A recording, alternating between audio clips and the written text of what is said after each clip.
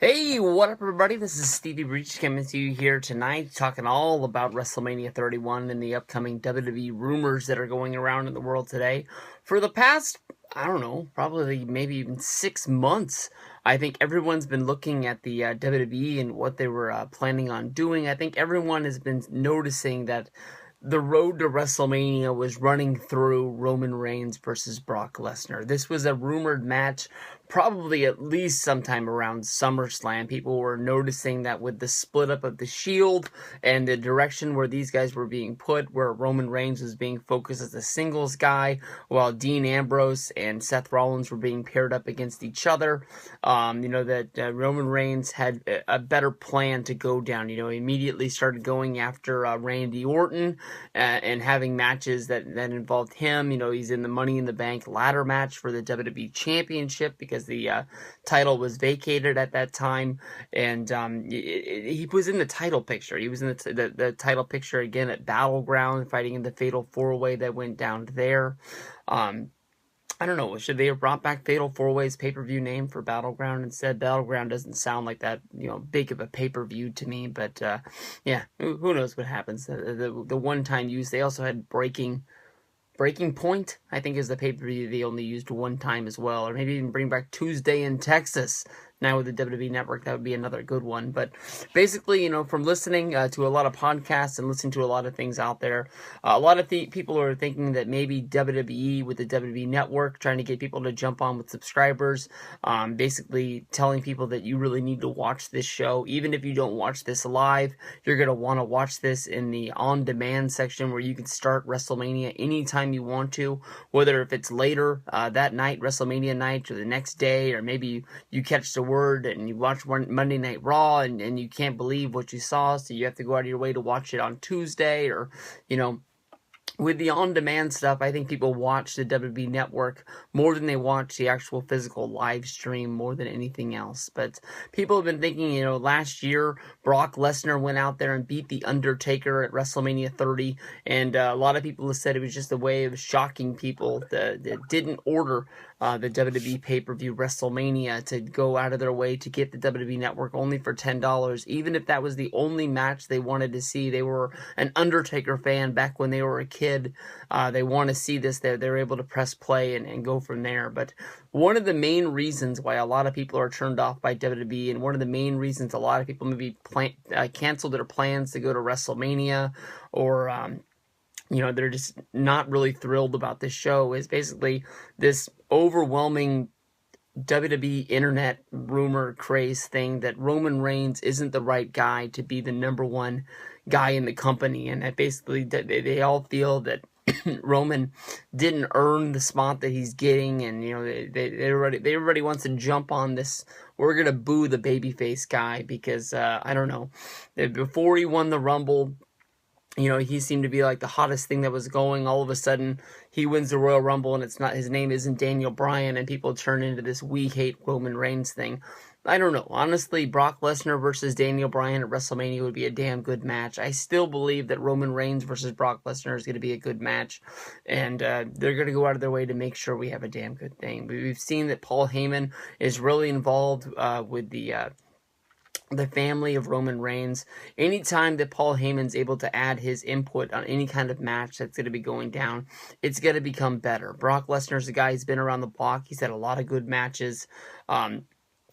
I've never heard of him being like an inside the ring general, but he just sort of does what he's supposed to be told, and they always turn out great. Anytime Brock's in the ring or in the octagon, anything can happen, and that's the point of this video, is basically the ongoing sort of rumor out there that what if Brock Lesnar beats Roman Reigns at WWE? What if, you look at the promo that Roman Reigns... I apologize. Look at the promo on Monday Night Raw that Paul Heyman gave about Roman Reigns, basically saying that there's no way in the world you're going to be able to stop Brock Lesnar, he's an unmovable beast, and no one's been able to beat him yet. How in the world are you going to be able to beat him? They don't play up off the fact that John Cena beat this guy in the past. They don't play up off the fact that Triple H beat this guy at WrestleMania 29. They just make it seem like he's never been beaten, and that's just the way it's going to be. They took what happened on the previous week with Paul Heyman, where basically his microphone was cutting in and out, and he threw the mic down. Basically, this week he came back and he started saying things about UFC.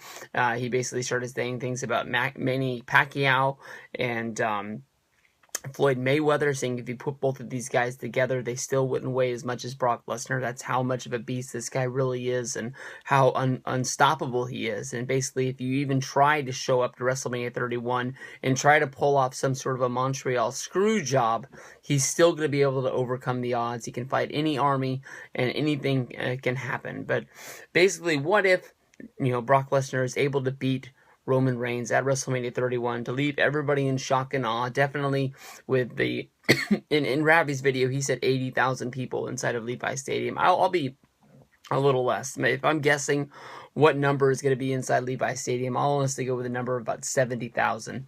I know that WWE doesn't like to go on a backslide. They always try to add numbers to make it look like WrestleMania is a big travel place to be, and a lot of people go out of their way to go to WrestleMania because it's WrestleMania. It's like the Super Bowl of wrestling. I think 70,000 would be a good number for this year. I know that they packed the Superdome last year, and they put a ton of people in there. Plus, you had MetLife for WrestleMania 29, but 70,000 is a good number for Levi Stadium. They always sort of, make it seem like the West Coast doesn't care as much about wrestling. They blame us a lot for WrestleMania 19 not having a big number because nobody wanted to travel out to the West Coast. But it's going to be awesome. You guys come to Santa Clara, we're going to have a ton of fun. We'll drink beers all night. Not on me, on you.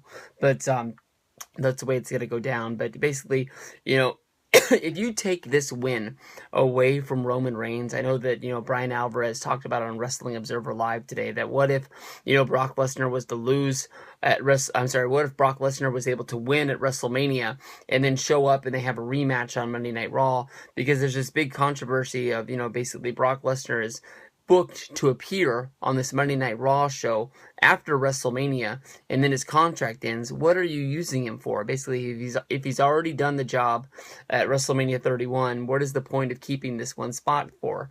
It'd be a picture-perfect ending to his career, but then again, you make Roman Reigns sort of look like he wasn't able to get the job done at WrestleMania, and I keep hitting at the fact when I talk about Bray Wyatt, for the Bray Wyatt versus Undertaker match, why a lot of people don't care about this, is that when you go back to WrestleMania 30, you look at John Cena versus Bray Wyatt, and basically how much Bray Wyatt lost by losing last year at WrestleMania.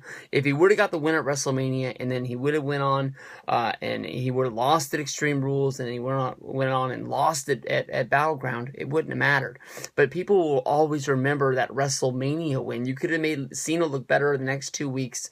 You would have made a few kids cry along the way, at WrestleMania weekend. I remember seeing all the kids in Cena shirts at WrestleMania Access, and that's what got me really thinking about demanding that John Cena lost that match. But kids can't get their way every day. I learned that every day, that no matter what I try to do, you can't give them the world. And learning that John Cena is going to take a loss every once in a while, he doesn't seem to care after he loses, so why should they? There would have been some pissed off parents on the way home. Roman Reigns has to win the championship at WrestleMania because it is WrestleMania. Maybe you might remember some sort of spot show along the way, but honestly, when it comes down to wrestling history, if it doesn't happen at the Royal Rumble, at WrestleMania, SummerSlam, maybe Survivor Series, it almost doesn't even matter. Every once in a while, a show will pop up like Money in the Bank 2011, CM Punk versus John Cena. Even though this wasn't their first encounter, this was their first encounter as CM Punk is a real-life main eventer going after the WWE Championship in a match that really matters. That will always be counted as Cena versus Punk 1 because that is the Punk match that really matters against Cena. Punk, of course, won the championship, even though that John Laurinaitis and Vince McMahon tried to interfere, and basically John Cena wouldn't let him, and he slipped up, and Punk beat him. He grabbed the belt. That was his last night with the company, and he ran up the stage, ran out of the arena, jumped in the cab, and he was home, and he had the belt in his refrigerator.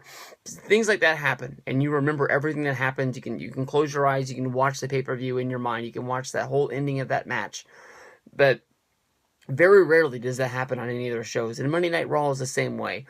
Think about when you go back and think about WrestleMania 29. WrestleMania 29, not even on the real show, on the pre-show, The Miz beat Wade Barrett in an Intercontinental Championship match, in a match that doesn't really matter.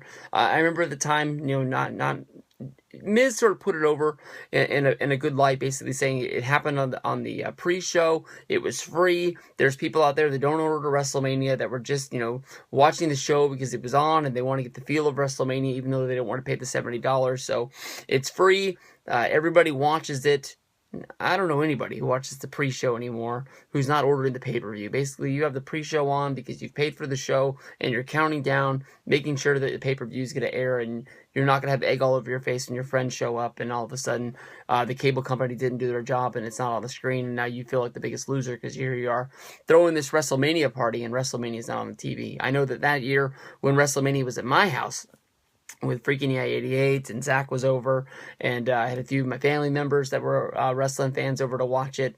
That's what I was thinking. I remember, I think we called and ordered the pay-per-view 3 times, and lucky for me, they only charged me for it once, but I just couldn't handle the pressure of knowing that everybody was going to be there. What were we going to do if it didn't work out, this, that, and the other?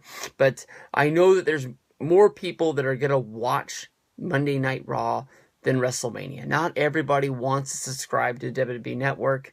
I know that there are some foolish people that will pay the $70 to order WrestleMania, through their cable company because there's this perception that even though it's a WWE Network, which is ran on a tablet or ran on your computer, that there's no way you're able to put it on your television, whether if it's with an HDMI cable or with an Apple TV and Airstream or whatever that Google thing is that they have as well. Google Chrome, I believe it's what it's called.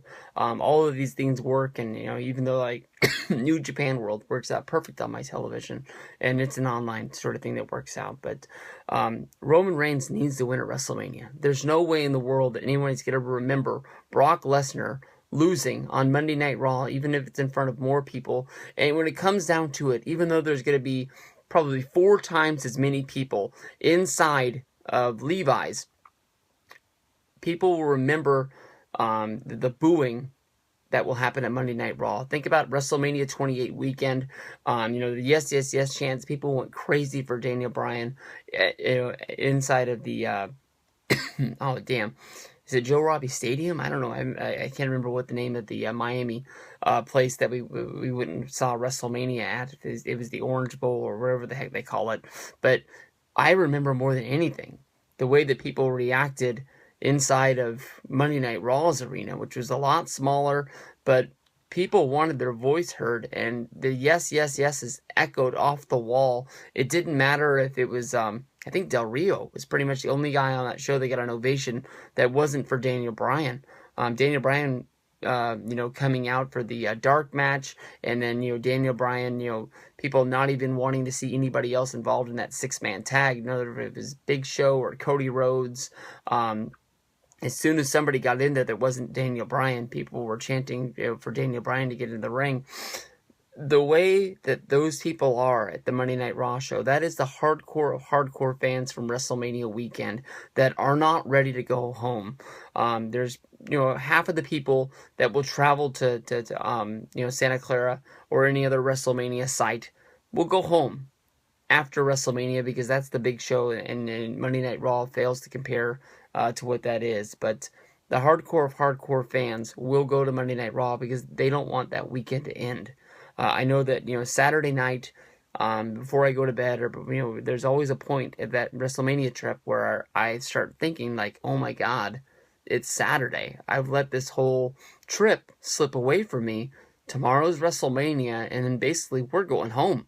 Even though Monday, is always a fun day with Monday Night Raw, and you come home and you sort of put your stuff in your bag and all that stuff, and you almost discount Monday, but there's no way in the world that Roman Reigns winning the championship at Monday Night Raw is going to mean more than WrestleMania. People will always remember WrestleMania. They will always remember his failure to beat Brock Lesnar on that big stage.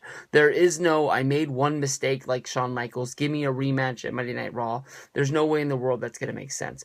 Brock's not taking that championship with him when he goes to UFC or Bellator. I don't see WWE putting the faith in him that he'll go have one UFC fight and then he'll come back and then he'll start wrestling for WWE again. The belt's going to change hands and it's going to happen at WrestleMania. That's the way it has to happen.